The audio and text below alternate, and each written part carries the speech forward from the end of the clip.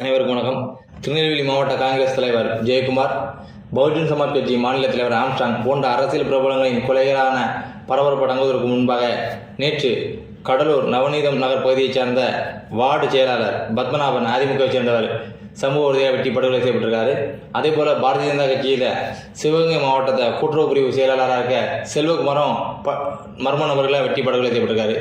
இந்த இரண்டு அரசியல் பிரமுகர்களின் கொலைக்கும் அந்த கட்சியின் தலைமையில் கண்டனத்தை தெரிவிச்சிருக்கீங்க.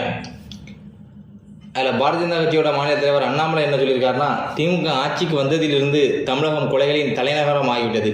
அரசு குறித்தோ காவல்துறை குறித்தோ சமூக விரோதிகளுக்கு எந்த பயமும் இல்லை. சட்டம் ஒழுங்கை காப்பாற்ற வேண்டிய காவல்துறையை கையில் வைத்திருக்கும் முதலமைச்சரோ நாளொரு அரசியல் நாடகம் நடத்தி கொண்டிருக்கிறார் அப்படின்னு கடும் கண்டனத்தை தெரிவிச்சிருக்காரு.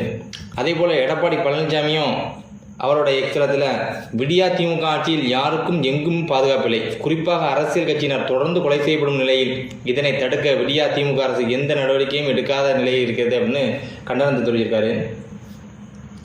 இன்று காலையில் செய்தியாளர் சந்தித்த எடப்பாடி பழனிசாமி அவர்கள் என்ன சொல்லியிருக்காங்கன்னா, அதிகமான அளவு கொலைகள் தமிழகத்தில் நடந்திருக்கு, கொலைக்கார மாநிலமாக தமிழகம் மாறிவிட்டது, திராவிட முன்னேற்ற ஆட்சி வந்ததுலேருந்தே சட்டம் ஒழுங்கு சீர்கேடு முற்றிலும் செயலிழந்து விட்டது அப்படின்னு சொல்லியிருக்காரு. அதுக்கு ஒருபடி மேலே போய் இந்த சட்டம் ஒழுங்கு சீர்கேடுக்கும் அதிகமான அளவு கொலைகள் நடக்கிறதுக்கு காரணமே போதை தான், இந்த போதையை தடுக்கணும் அப்படின்னு எடப்பாடி பழனிசாமி அவர்கள் சொல்லியிருக்காரு. ஐயா எடப்பாடி பழனிசாமி அவர்களே, அதை சீமான் அவர்கள் சொன்னால் ஒரு நியாயம் இருக்குது, அண்ணாமலை சொன்னால் ஒரு நியாயம் இருக்குது. ஏன்னா அவங்க இதுவரை ஆட்சிக்கு வரல, நாங்கள் ஆட்சிக்கு வந்த பிறகு மதுபானத்துக்கு எதிராக திட்டத்தை வகுப்போம், முற்றிலும் மதுவை தடை பண்ணுவோம் அப்படின்னு சொன்னால் கூட ஒரு நியாயம் இருக்குது. 2021 நீங்கள் தானே ஆட்சியில் இருந்தீங்க, அதுக்கு முன்னே 30 ஆண்டு காலம் உங்கள் கட்சி ஆட்சி தானே. அப்போ நீங்கள் போதைய தடுக்க என்ன பண்ணீங்க? உங்கள் ஆட்சியில் நீதிமன்றம் சொல்லுது, நெடுஞ்சாலையில் இருக்க டாஸ்மார்க்கெல்லாம் நீங்கள் மூடுங்க, க்ளோஸ் பண்ணுங்கள், 500 கடைகளை காலி பண்ணுங்க அப்படின்னு சொல்லிடுது. ஆனால் உங்கள் ஆட்சியில் அறிவுபூர்வமாக நீங்கள் என்ன பண்ணீங்க? நெடுஞ்சாலையை பார்த்தாப்புல டோர் ஓப்பனில் இருந்தாங்கன்னா அது நெடுஞ்சாலையில் வர கடையாகும். நாங்கள் அப்படி டோரை மாற்றிருந்தோம், பஞ்சாயத்து ரோட்டில் கடையை திருப்பி போட்டுருந்தோம் அப்படின்னு சொல்லி இந்த கடையை க்ளோஸ் பண்ண மறுத்தது தான் உங்களோட ஆட்சியில். நீங்கள் இன்றைக்கி சொல்லுவீங்க போதை குறைஞ்சா தமிழகத்தில் சட்டம் ஒழுங்கு சீர்கேடு வராதுன்னு. இதை தான் தமிழக மக்களும் சொல்கிறாங்க, மற்ற அரசியல் கட்சிகளும் சொல்லியிருக்காங்க. ஆனால் 2 திராவிட இயக்கங்களும் நீங்கள் என்ன சொல்கிறீங்க? மாறி மாறி சொல்லுறீங்க.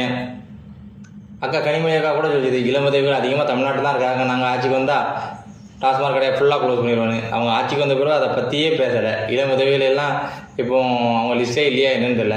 அதே போல் தான் நீங்களும் எதிர்கட்சியாக இருக்கும்போது போதையால் தமிழகம் சீரழிது ஐயோ அமுகமிங்க, ஆட்சிக்கு வரையும் டாஸ்மார்க்கில் விற்பனைக்கு என்ன செய்யலாம், 5000 கோடி ஆக்கலாமா 7000 கோடி ஆக்கலாமான்னு தான் சிந்திக்கிங்க. இந்த தமிழகத்தை பற்றி சிந்திக்க உங்களுக்கு நேரம் இல்லையா என்னன்னு தெரியல. இந்த டாஸ்மாக்லேருந்து வருமானத்துக்கு மாற்ற அவங்களால ஒன்றும் சிந்திக்க முடியலை.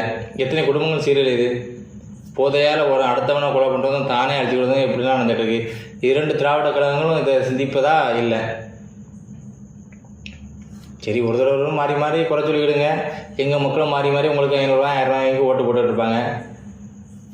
அடுத்ததாக மாற்று சிந்தனை வரக்கூடிய நாம் தமிழரும் பாரதிய ஜனதாவும் மக்கள் அடித்தட்டில் இருக்கிற அளவில் மக்களிடத்தை பிரச்சாரத்தை கொண்டு சொல்லி தங்களது கட்டமைப்பை வலிமைப்படுத்தினா தான் அடுத்த ஆட்சிக்கு வரவருக்கும் எல்லாம் மதுவுக்கு எதிரான கொள்கைகளை கொண்டு வர முடியும். சமூக ஊடகங்களில் 2 கட்சியுமே பயங்கரமாக இயங்கிக்கிட்டு இருக்காங்க. மக்கள் மத்தியில் போய் நீங்கள் மக்களை இணைந்து செயலாற்றினா தான் அடுத்த கட்ட நகர்வுக்கு செல்ல முடியும், தமிழகத்திலே ஒரு மாற்றத்தை கொண்டு வர முடியும். நன்றி, வணக்கம்.